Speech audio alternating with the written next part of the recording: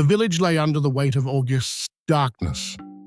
Heavy clouds had gathered in the sky, swollen with rain, hiding the moonlight that might otherwise have softened the night. The silence was thick, broken only by the distant croak of frogs and the occasional bark of a stray dog. It was on such nights that fear seemed alive, crawling in the shadows of mud brick houses, whispering through the fields of sugarcane and wheat. And then the cry came, a human scream, short, strangled, and final. By dawn, the whispers had spread like wildfire. A man was dead, murdered in his own home. His name carried weight in the village, not for wealth, not for authority, but because he was one of their own, known as a simple man who lived quietly, his only companion a loyal horse that never left his side. The murder shook the village to its core. In places where life followed the rhythm of sunrise and sunset, crime was rare. Murder was unthinkable. By mid-morning, the villagers had gathered near the house, their faces etched with fear, curiosity, and disbelief. The women whispered of curses. The men spoke in hushed tones of enemies and debts. Yet no one could explain how a man who had never harmed another could meet such a fate. Malik Safdar Hayat arrived with the quiet authority of a man accustomed to walking into storms. He was not easily shaken, but even he could feel the weight of suspicion and silence pressing down on the people. The victim lay on a charpoy, his face pale, his chest still. No wounds, no weapons, only a faint mark along his throat, as though life had been stolen in the dark by unseen hands.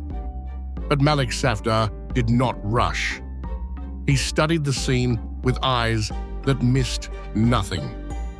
The scattered belongings, the overturned lantern, the door unbroken.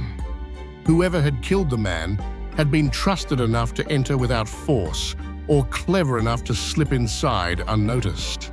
And then, as his gaze shifted to the stable, he noticed the horse. It was tethered near the house, its coat still damp from the rain, its breath heavy.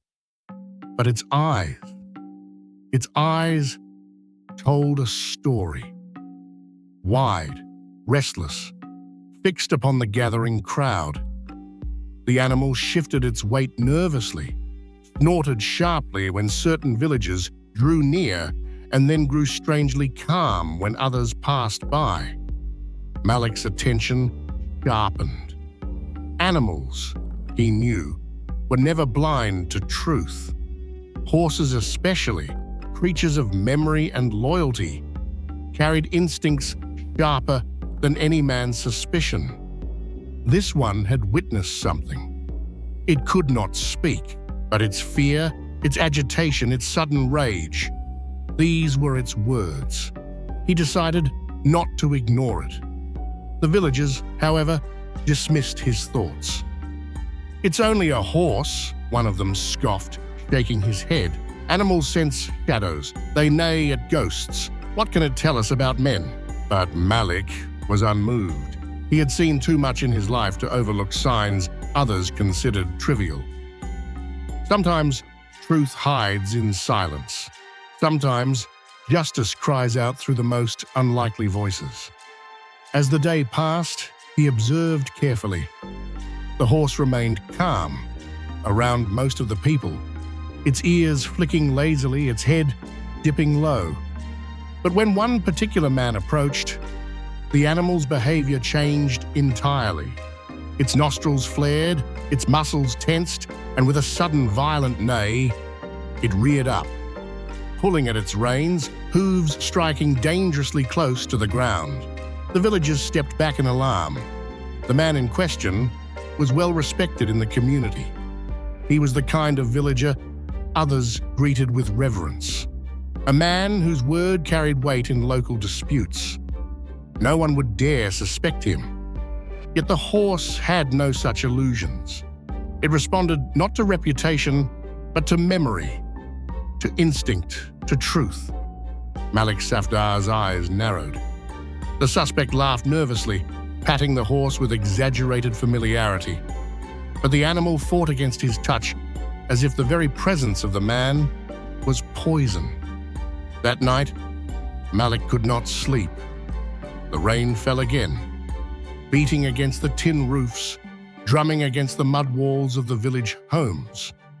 But through the storm, one image haunted him. The horse's fury, its wild cry of recognition. Animals did not lie. And perhaps through this beast, the dead man's voice was still crying for justice. The next morning, Malik devised a test. Under the grey sky, he called the villagers to gather in the courtyard. Lanterns still burned in the early gloom, casting long, trembling shadows. One by one, each person was asked to walk before the horse. The animal remained calm, steady, indifferent, until that same respected man approached. The transformation was immediate. The horse erupted, its cry piercing through the heavy air, its hooves slamming against the ground with a violence that startled even the bravest. The villagers gasped. Mothers pulled their children back. Men exchanged uneasy glances. The suspect tried again to laugh it away, but the sound rang hollow in the charged silence. Malik watched him with an unblinking stare, his mind fitting the pieces together. Fear had begun to crack through the man's mask of confidence. The horse had spoken, not with words, but with a truth no one could deny. The courtyard fell silent after the horse's violent cry. Even the rain seemed to pause, as though the heavens themselves were listening. The villagers shifted uncomfortably, their eyes darting between the respected man and the restless animal. Malik Safdar Hayat stood still, letting the weight of the moment hang in the air. He knew the minds of villagers, their loyalty, their blind faith in reputation, their unwillingness to question a man they had trusted for years. To accuse such a figure outright would only invite rebellion. But truth had a way of carving its own path, and the horse had lit the first flame of suspicion. The suspect raised his hands in mock surrender, his laugh brittle. See how this beast behaves? Perhaps it hates me for no reason. Animals are fickle. They sense shadows, not sins. But Malik noticed the sheen of sweat on his forehead, the way his eyes avoided direct contact, the tremor in his voice.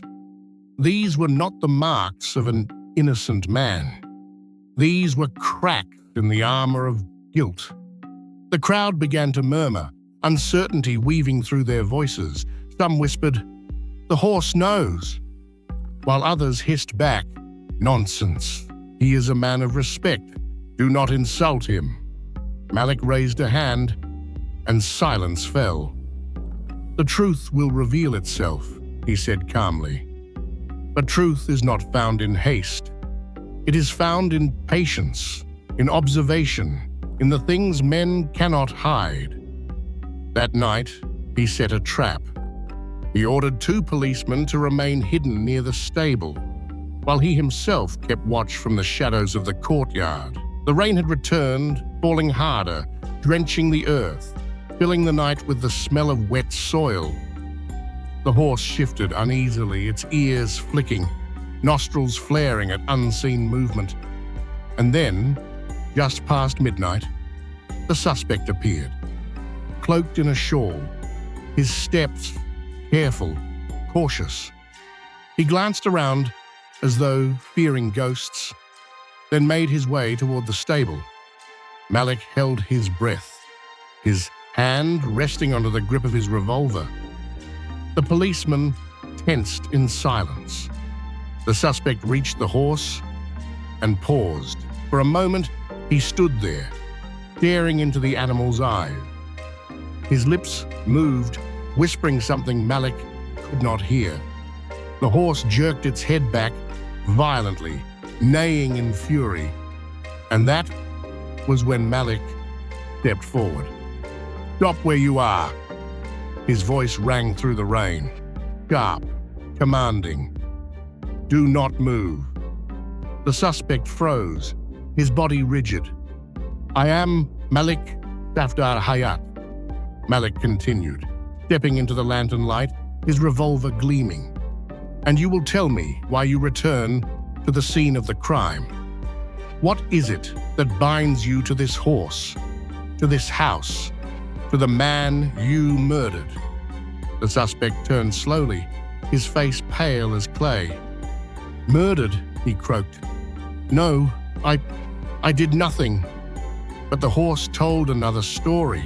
It reared violently, hooves pounding the wet ground, eyes burning with the fury.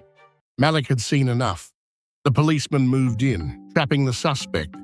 He struggled briefly, but the mud betrayed him, his feet slipping, his shawl falling away. Within moments, he was bound, dragged into the security room where the storm raged outside. At first, he tried denial. He claimed ignorance, insisted he was innocent, that the horse was bewitched, cursed by shadows. But Malik was relentless. He interrogated him through the night, chipping away at his defenses with questions, with silence, with the unflinching gaze of a man who had seen guilt 100 times before. By dawn, the suspect broke. His voice cracked as he spoke, words spilling like poison into the dim light. He confessed that jealousy had eaten away at him, that resentment had burned quietly in his chest for years. The victim had something he did not, a horse so loyal, so strong, so noble that even the villagers admired it. And in his twisted mind, the animal's loyalty was a wound, a reminder of what he lacked. One night, driven by envy, he entered the man's house under the cover of storm. The horse had seen him. It had fought to break its tether, neighing furiously, but the storm drowned its cries. He strangled the man in his sleep, quick and silent. And though no human eye had seen, the horse had never forgotten. The villagers gasped when Malik relayed the confession. Some refused to believe. Others bowed their heads in shame. They had trusted a man whose heart had been blackened by envy. But Malik knew there was still more to uncover. The suspect's story did not end here. Something in his words rang hollow, as though the truth had yet another layer, hidden beneath fear and lie. And so, Malik pressed further. The rain had slowed to a whisper, the kind of drizzle that feels like tears falling from a weary sky. Inside the security room, lanterns flickered, their light stretching across the stone walls like restless shadows. The suspect sat slumped in the corner, his wrists bound, his head bowed. He had confessed. But Malik Safdar Hayat was not satisfied. Malik had seen men confess 100 times before. Some broke quickly, some resisted for days, but the ones who broke too easily, those were the ones who lied. This man's words, though damning, felt rehearsed, shallow, as if he wanted Malik to believe he had reached the end of the story. But truth never hides in the first confession. Truth hides where a man thinks no one will look. Malik leaned forward, his voice steady, deliberate. "You strangled him, you say, and yet no marks were found on his neck, no rope fibers, no bruising. Tell me, how does a man die without leaving signs of death?" The suspect's eyes flickered, panic flashing for a split second before he masked it. with a shrug. Perhaps the storm confused things. Perhaps the body... Stop! Malik cut him off sharply. Do not insult me with weak lies. The storm does not erase the truth. The horse does not remember phantoms. You're hiding something. The villagers, huddled in the doorway, exchanged uneasy glances. Some shifted uncomfortably, muttering prayers under their breath. Others whispered, maybe the horse is cursed. Still others clung to their loyalty, insisting, he cannot be guilty. It is impossible. Malik silenced them with a raised hand. Then he turned back to the suspect. Why did you come back to the stable last night? If you only killed out of envy, why return? Why whisper to the horse in the dark? The man's mouth opened, then closed again. His silence was louder than words, and Malik knew there was another layer, another truth, a deeper crime hiding behind the mask of jealousy. He ordered the policeman to search the suspect's home immediately. As dawn broke and the villagers trailed behind, they stormed the house. The wooden doors creaked open under force, revealing a silence too heavy for a living home. Inside, the rooms were nearly bare, but not empty. A locked chest in the corner drew Malik's attention. With one swift strike, he forced it open. What lay inside made the villagers gasp and step back in horror. Jewelry, coins, blood-stained fabric, and a scarf belonging to the victim's wife. The suspect's face drained of color when Malik held up the scarf. His lips trembled, but no sound came out. The horse, tethered outside, neighed wildly again, as though affirming the discovery. Malik's voice rang like thunder.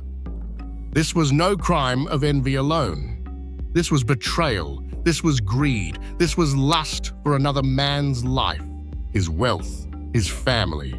You wanted not only to destroy him, but to take what was his.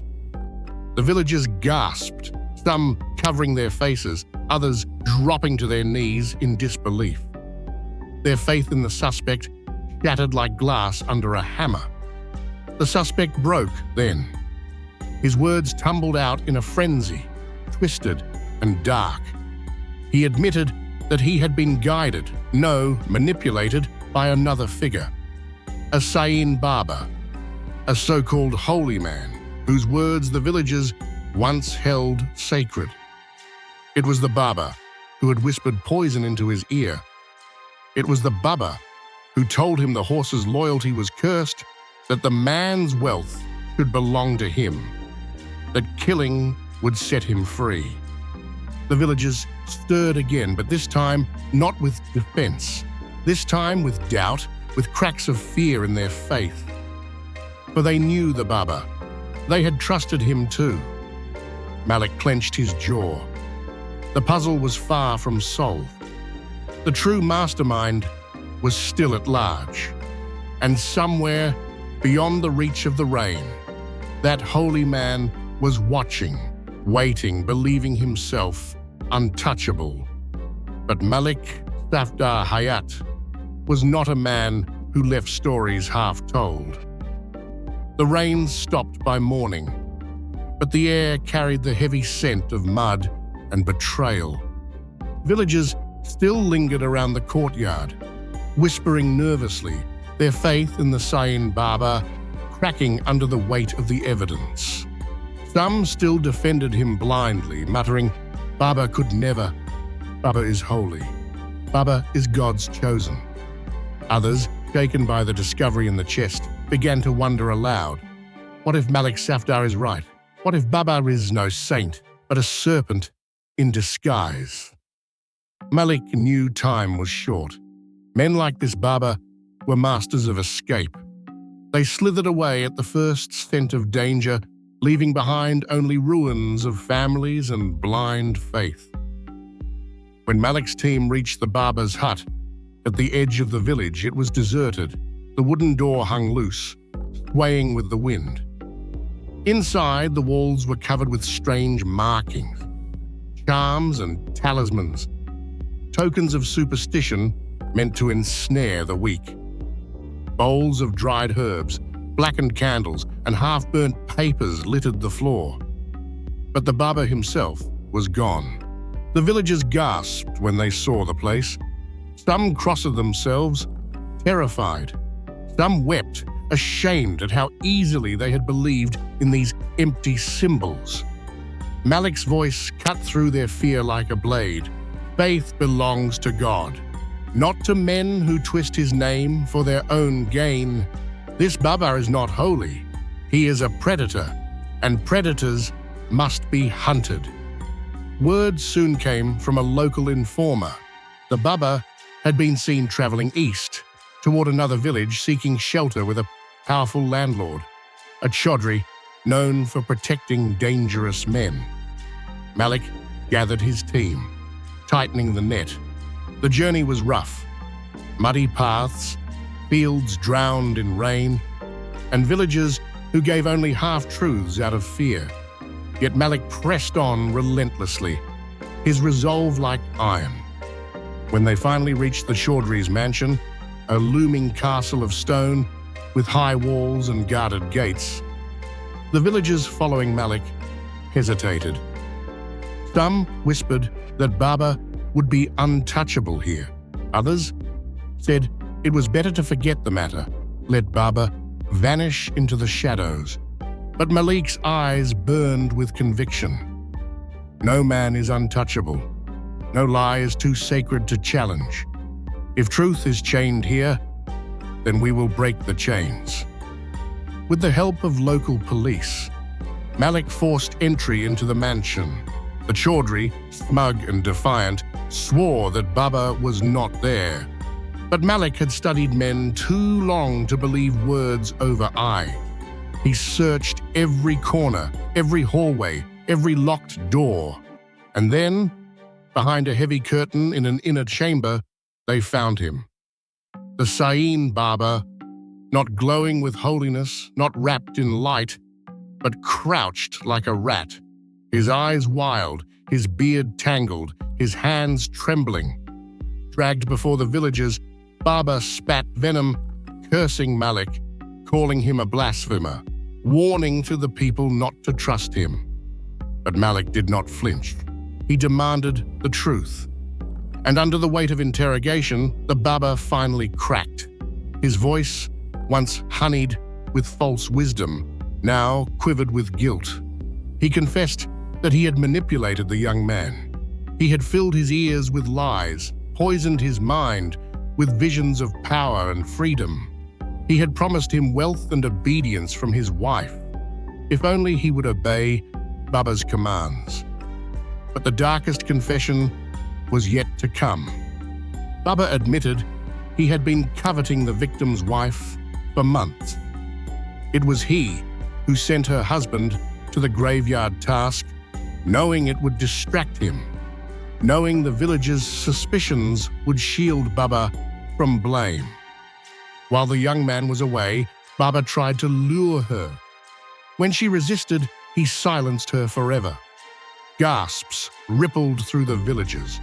Some wept, some screamed, others clutched their heads in disbelief. Malik's face hardened like stone. "Where is she?" Malik demanded. Baba's eyes darted, his voice cracked, and finally, trembling, he pointed. She is not buried. She is hidden. In my house. Upside down. In the hollow of the tree."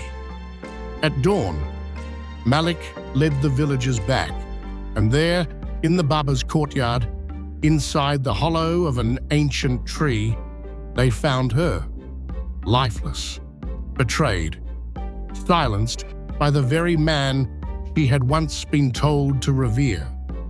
The cries of the villagers filled the air, grief mixing with rage. Their faith was shattered beyond repair. The Baba, once untouchable, now stood exposed as a fraud, a murderer. a thief of souls. Malik's voice rose above the storm of emotion, steady and unyielding. Remember this day. Remember what blind faith can cost. God is just, but men who claim his name for evil are the greatest of deceivers.